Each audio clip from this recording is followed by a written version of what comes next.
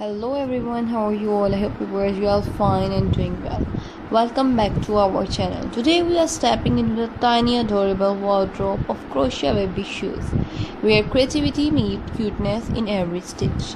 Let's begin with the classic baby booties, soft round toe shoes that never go out of style.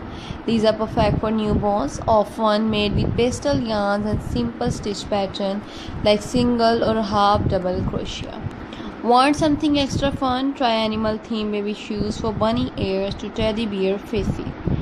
Adding little eyes and noses can turn ordinary booties into a playful pair of mini companions.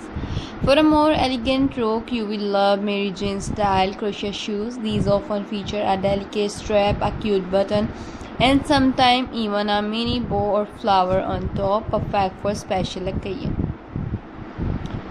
Looking for something sporty? Crochet mini sneaker style shoes are all the rage. With a little color play and a careful shaping, you can create the look of classic sneaker, tiny, trendy, and totally adorable. Get creative with seasonal design, themed pumpkin shoes for fall, snowflake booties for winter, or sunflower pattern for spring.